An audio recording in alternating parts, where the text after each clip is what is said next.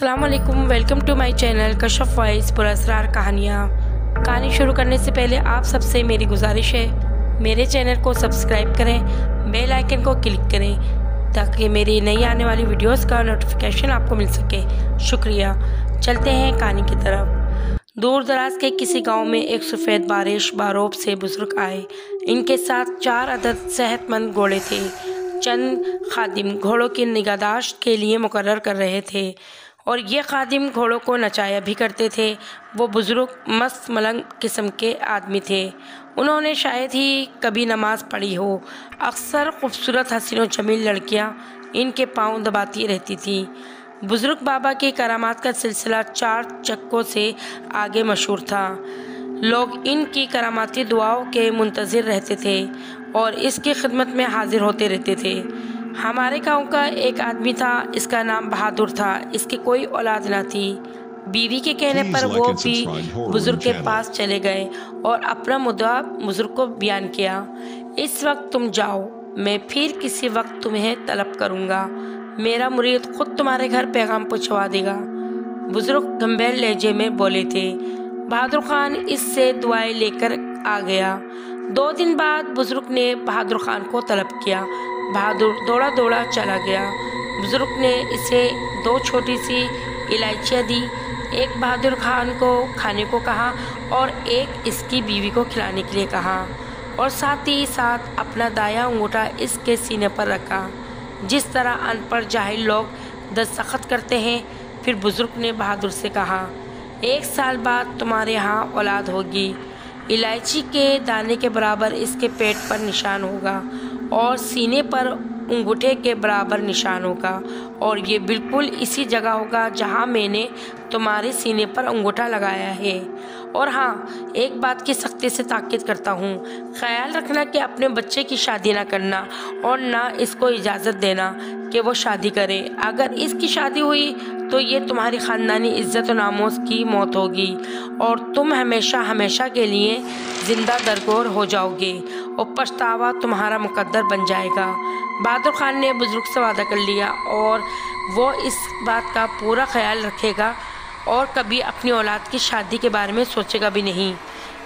ये कहकर वो वहाँ से चला। 1 साल बाद बहादुर खान को अल्लाह ने चांद जैसे खूबसूरत बेटे से नवाजा। बच्चे का नाम बहादुर खान ने अरमान रख दिया। अरमान के पेट और सीने पर अंगूठे के बराबर सियाह निशान मौजूद था। ये दोनों निशान मैंने बाज़ात खुद अपनी आंखों से देखे थे। एक मुसलमान और साइंस से दिलचस्पी और सोच बूझ रखने के बावजूद मैं इस हैरत अंगेज़ करिश्मे की वजह समझने से कासिर हूँ तो बुज़ुर्ग के वलीउल्लाह होने में कोई शक व शुबा बाकी नहीं रहता।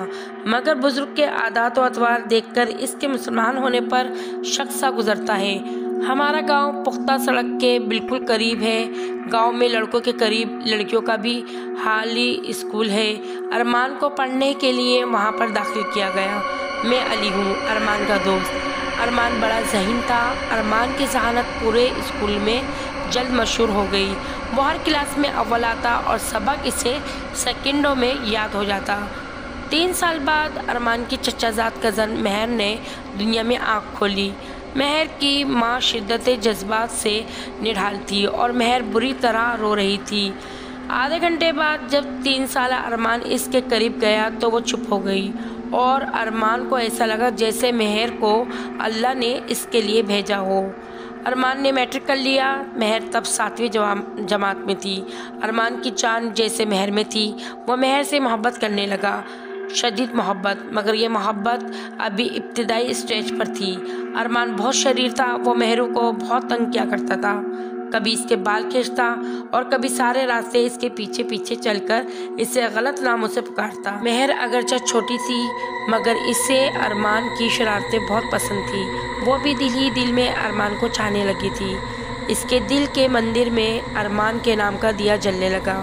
अरमान ने करीबी शहर में ही कॉलेज में दाखिला लिया और बजरिया बाइक कॉलेज आने जाने लगा। महर अरमान से 3 साल पीछे थी। अरमान कॉलेज से सीधा महर के स्कूल जाता और इसे पिक करके घर ड्रॉप कर देता। रास्ते में इससे ढेर सारी बातें कर लेता। दोनों मोहब्बत के गीत गाते और इश्क की वादी में गुम रहते। इसी मोहब्बत की आंख मिचौली में 4 साल लगातार गुजर गए। अरमान ने बीएससी मुकम्मल कर लिया और अब इसने यूनिवर्सिटी में दाखिला लेने की खातिर दूर दराज के शहर में जाने का फ़ैसला कर लिया। महर मैट्रिक कर चुकी थी, अब वो एफए के साल अव्वल में थी, मगर वो आगे पढ़ने का इरादा हरगिज़ ना रखती थी, क्योंकि इसे अब अरमान से जुदाई हरगिज़ मंजूर न थी, क्योंकि अरमान और महर की मोहब्बत का पौधा एक तनावर दरख्त बन चुका था। जब अरमान यूनिवर्सिटी जा रहा था तब इसके जाने से पहले महर नहर के किनारे इससे मिली थी और खूब रोई थी। महरू, मेरी जान, बस 2 साल की बात है, फिर हम एक हो जाएंगे। अरमान, वहाँ यूनिवर्सिटी में शहरी लड़कियाँ होती हैं, कहीं तुम इनको देखकर मुझे भूल न जाना। नहीं, जिससे मोहब्बत करते हैं इसे कभी नहीं भूलते। बेहतर मुस्तकबिल की खातिर महर अरमान की दूरी और जुदाई को बड़े सब्र तहम्मुल से बर्दाश्त कर गई। महर को अरमान के यूनिवर्सिटी जाने पर इंतहाई अफसोस था, इसीलिए इसका दिल किसी चीज़ में नहीं लग रहा था। अगले महीने जब अरमान लौटा तो वो शहर से महर के लिए तरह तरह की चीज़ें लाया था, जिसे देखकर महर खिल उठी। फिर अरमान ने इसे अपना हॉस्टल का पता दिया। महर अक्सर इसे खतूत लिखने लगी और अरमान इसके खतूत के जवाब देना चाहता था, मगर डर जाता है कि कहीं महर को लिखे खत चचा के हाथ में न लग जाए। मगर महर के बेजा इसरार पर अरमान खतूत के जवाबात लिखने लग गया। देखते ही देखते वक्त आगे सरक गया और अरमान कामयाब इंजीनियर बनकर गांव लौट आया। कंपनी की तरफ से इसे शहर में घर, गाड़ी, सब कुछ मिल गया। महर अरमान की कामयाबी पर बहुत खुश थी और इसको मजबूर किया कि जल्द से जल्द मुझे अपना ले। अरमान ख़ुद भी जल्द से जल्द शादी करना चाहता था। अम्मा, अब मैं बड़ा आदमी बन गया हूँ, मेरा घर आबाद करें। अरमान माँ के कदमों में बैठा हुआ था।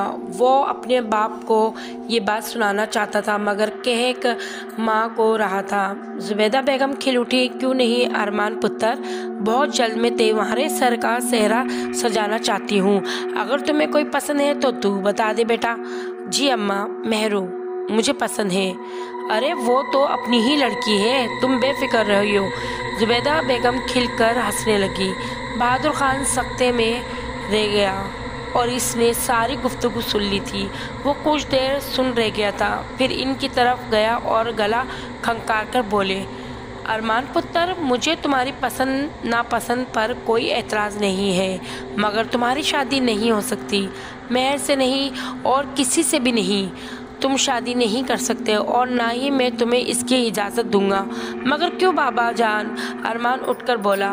जुबैदा बेगम भी गुस्से से शौहर को देख रही थी, क्योंकि तुम बुजुर्ग की देन हो। तुम्हारे पेट पर इलायची और सीने पर अंगूठे के बराबर निशान मौजूद है और पीर बुजुर्ग साहब ने कहा था कि अगर मैं तुम्हारी शादी कराऊंगा तो हम सबको और ख़ास कर तुम्हें पछताना पड़ेगा।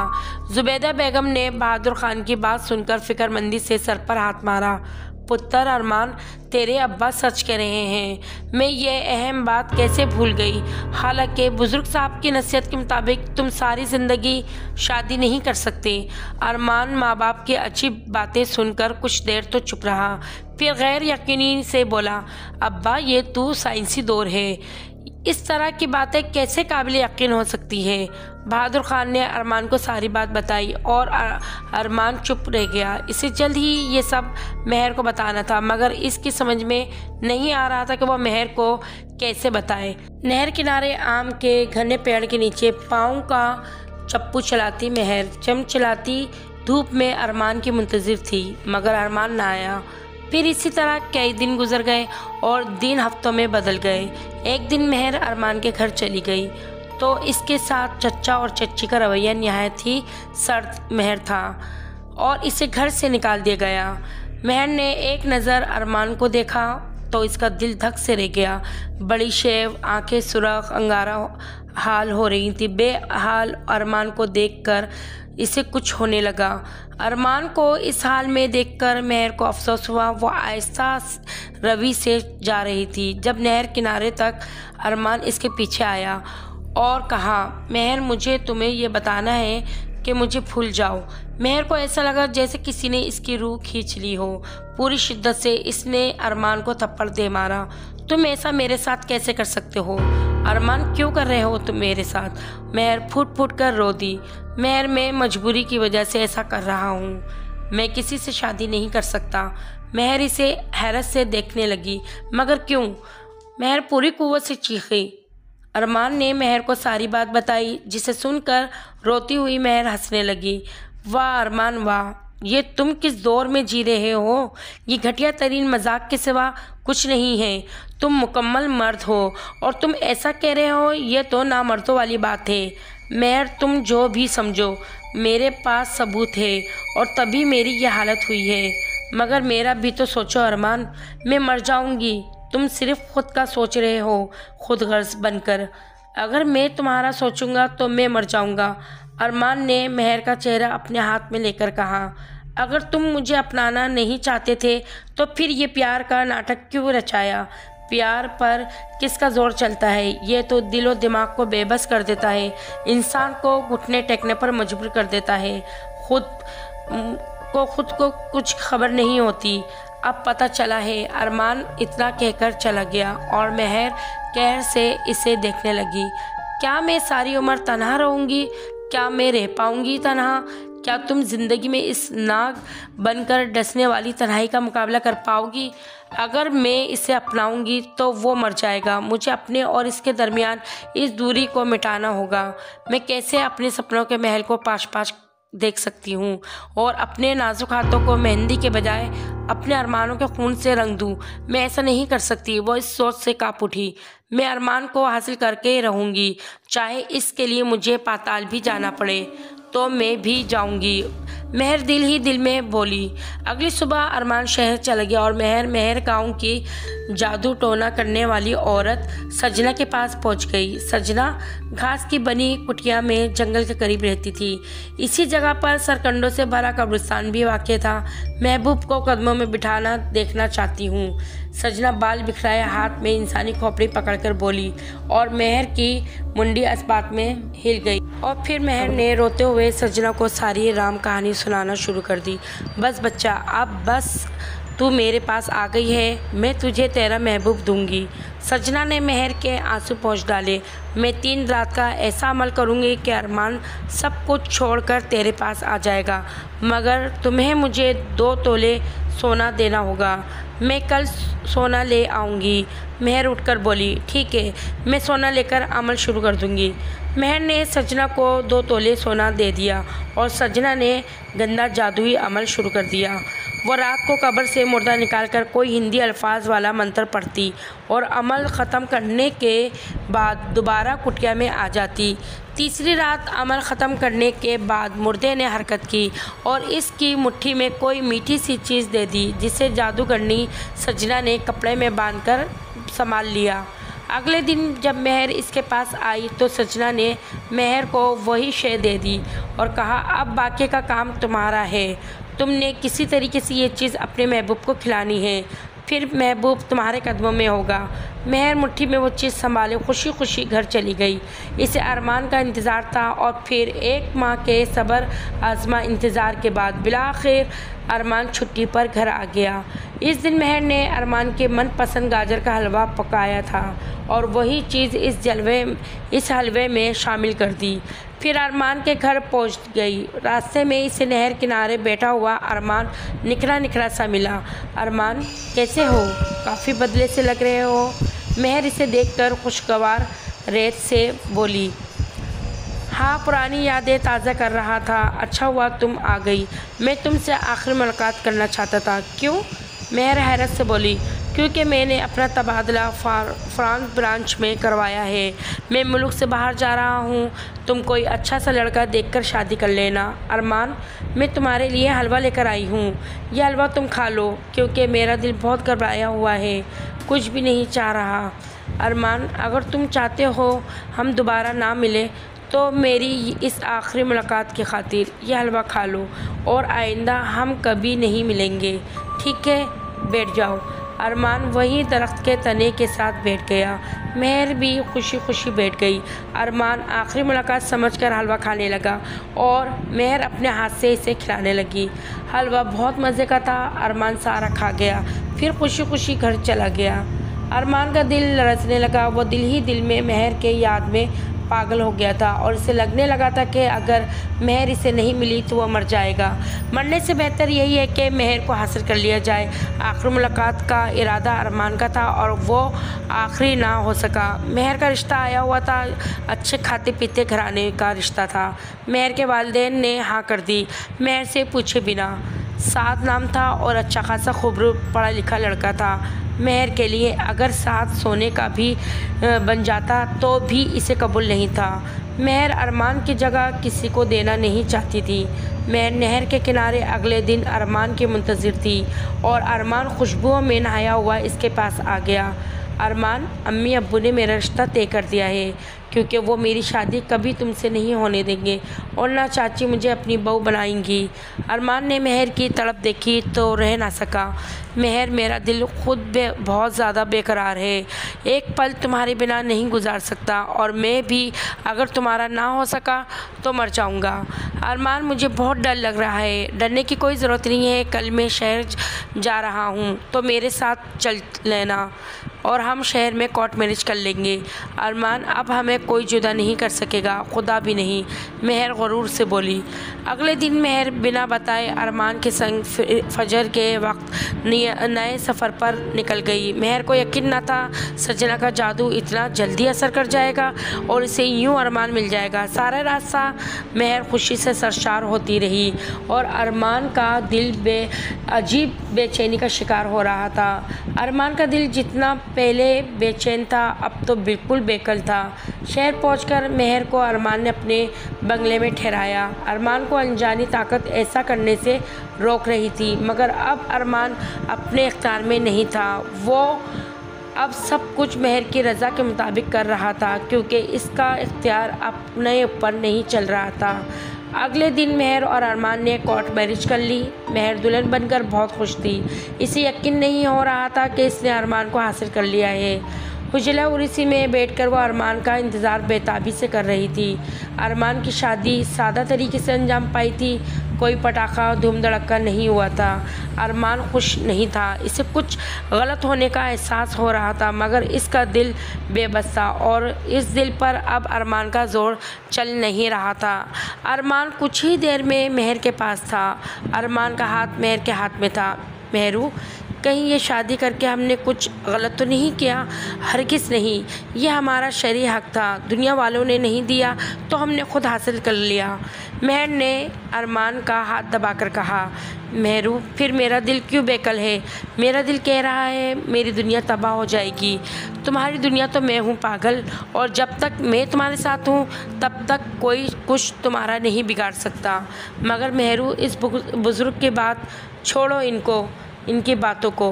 वो बुज़ुर्ग यकीनन कोई फ्रॉडियर थे। मेहर खिलकर मुस्कुराई। ये रात इन बातों की नहीं है, ये हमारे मिलन की रात है। तुम इन फजूल बातों को जहन से झटक कर दूर फेंक दो। मेहर कुछ तवक्कुफ़ के बाद बोली। अरमान ने आगे बढ़कर मेहर का हाथ अपने दूसरे हाथ में थाम लिया। ये मिलन की ये रात थी। ये खूबसूरत इंसानों के जैसे चांद भी देखकर शर्म कर मारे छुप गया हो, बादलों में शर्मा गया हो। मेहर पर अरमान का पूरा हक था और वो अपना हक इस्तेमाल कर रहा था। मेहर इसके बाहों में थी। सुहागरात दोनों पूरे जोश से मना रहे थे। दूसरे दिन मेहर और अरमान के दरमियान ना ख़त्म होने वाली दूरियों की दीवार छा चुकी थी। अरमान, अगर मुझे पता होता कि वो बुज़ुर्ग सच्चा है और इस शादी का ये नतीजा निकलेगा तो मैं हरगिज़ ऐसा कदम ना उठाती। अरमान सर झुकाए खून के आंसू रो रहा था। पछतावे के सिवा अब वो कुछ नहीं कर सकता था। इसकी गलती की कोई तलाफ़ी नहीं थी। तुम्हारी वजह से मैं ऐसा नहीं हुआ था। देख मुझे गौर से, क्या मैं वही अरमान हूँ? तुम्हारा तो कुछ नहीं बिगड़ा, तब्दीली तो मुझ में आई है। अरमान, अब मैं क्या करेंगे? अब हम बताओ ज़रा। मेहर रोते हुए बोली। मैं तुम्हें छोड़ूंगा। इस रूप के साथ मैं जी नहीं सकता। मैं एक रात पहले पूरा था, अब अधूरा कैसे जी सकता हूँ? मैं शादी करके कैसे बन सकता हूँ? क्या तुम मुझे इस रूप के साथ सारी ज़िंदगी जोड़ कर रख सकती हो? क्या सिर्फ एक सुहाग रात की इतनी बड़ी कीमत दे सकती हो? अरमान के सवाल के जवाब में मेहर खामोश थी। इसलिए मैं चाहता हूँ कि तुम मुझे ख़त्म कर दो। मैं तुम्हें अपना खून माफ़ कर रहा हूँ। अरमान, मैंने तुम्हें कितनी मुश्किल से हासिल किया है, मैं ऐसा कैसे कर सकती हूँ? मेहर सिसकी। अब मैं अरमान नहीं रहा हूँ। रफ्ता रफ्ता मेरी आवाज़ और अंदाज में भी तब्दीली आना शुरू हो जाएगी। लोग दूर से मुझे पहचानने लगेंगे। मैं अपनी शनाख्त खो चुका हूँ और यह हमारी ख़ानदानी इज़्ज़त व नामूस पर बहुत बड़ा दाग होगा।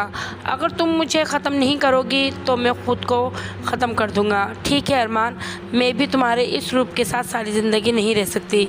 ये एक तलख सच्चाई है। वो बुज़ुर्ग सच कह रहे थे और इनकी बात को रद्द करने की ही हमारी यही सज़ा होनी चाहिए थी। अरमान, मुझे माफ़ कर दो। सब कुछ मेरी वजह से हो गया है और देखो मैं कैसे इम्तिहान में फंस गई हूँ।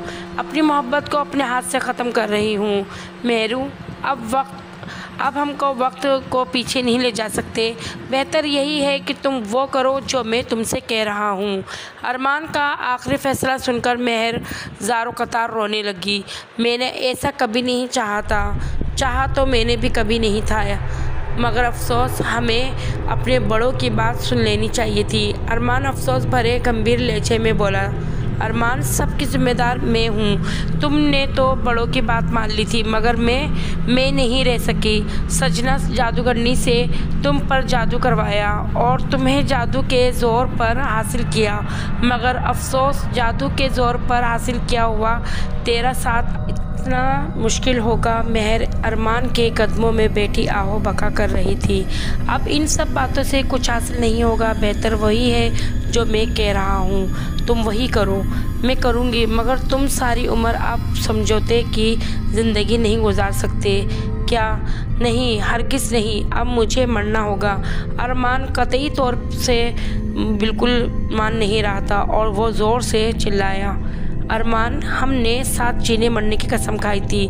मैं भी तुम्हारे साथ मर जाना चाहती हूँ। नहीं, मैं मरूँगा और तुम जियोगी, क्योंकि तुम अधूरी नहीं, मैं अधूरा हूँ। अरमान की बात सुनकर मेहरू सोच में पड़ गई कि वो अपने महबूब के साथ मर भी नहीं सकती थी।